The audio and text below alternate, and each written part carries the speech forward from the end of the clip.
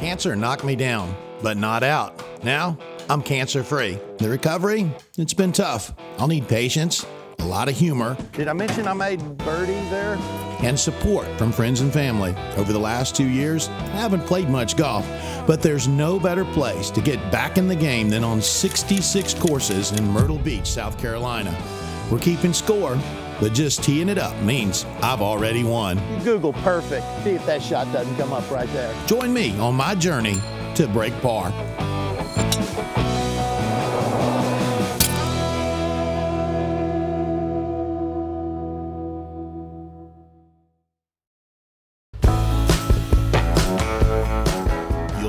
Thinking cap to go with your A game here. You gotta find a fairway off the tee because sand and water will get you if you don't. There's also an elevated second fairway here along the left side, starting 100 yards from the green. The smart play with the second shot is to that upper shelf on the way to a small green. Let's see if we've got the brains and the game to get it done. Today we're smack dab in the middle of Myrtle Beach. You can get to this golf course, the Legends Golf and Resort, from anywhere in Myrtle Beach very easily. And when you do come here, you're going to be really impressed. This is a massive 54-hole facility. The terrain's pretty similar, but we have 3 golf courses that have a very different feel to them. This golf course, the Moorland, is designed by P.B. Dye, the son of the late Pete Dye. And man, is it a lot of fun.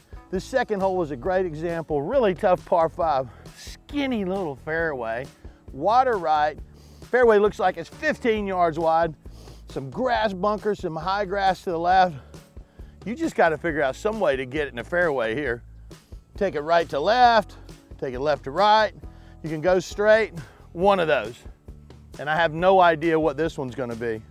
Come on, baby, find some fairway for me.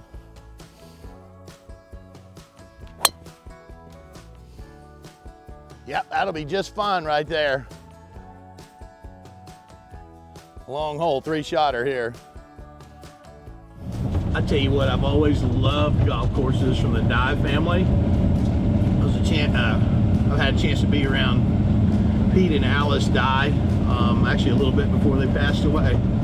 Talk about golf royalty. And then P.B. Dye, their son, built a lot of golf courses in the family tradition, and the one thing they have in common is all their golf courses are just fun. They're visually intimidating. You look around, you're like, wow, they're just really cool. And the Moorland is no exception.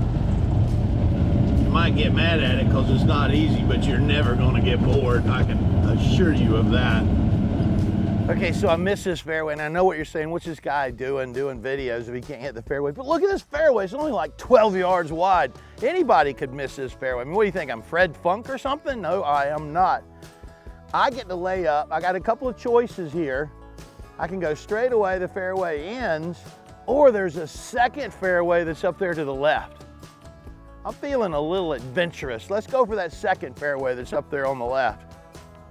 It's pretty narrow too. If I pull this off, I'll end up getting a pretty short third. Oh, I think I pulled it off. You Google perfect. And see if that shot doesn't come up right there. Perfect. It's P-U-R-F-E-P-E-R.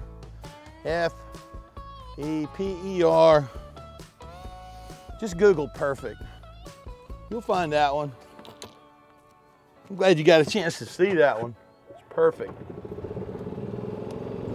So here's what's really cool. I've been trying different medicines, stretching. I got some electrical thing they hooked me up to. And for the first time in about 18 months,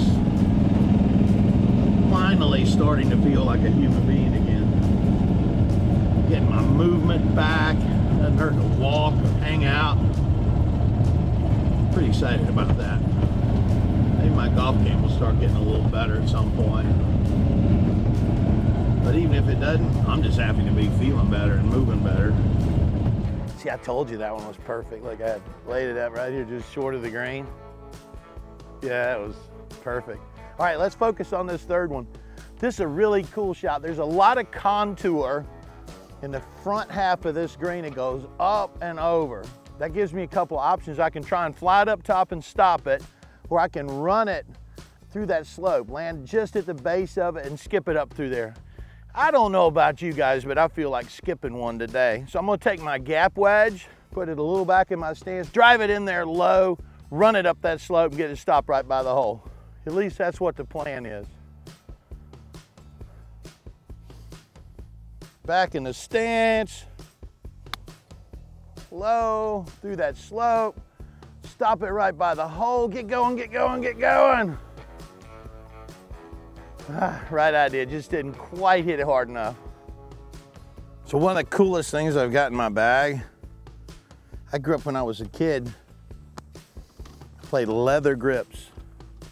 That's right, folks, back in the day, they used to make grips out of this really cool thing called leather. You might not have ever heard of it, but it has the greatest feel ever, especially with a little bit of humidity. Smell it, smell that. Makes me want to make a birdie. God, it smells so good. Love me some leather. There's something really cool going on with this putt. Walk up here to the hole with me. We're primarily Bermuda grass in this part of the world. Bermuda grass has grain in it. Hey, come look at this hole. I want you to see something. You see how the hole is ragged on that back side?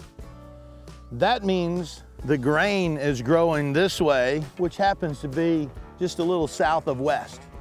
So I've got a putt here. It's a little downhill.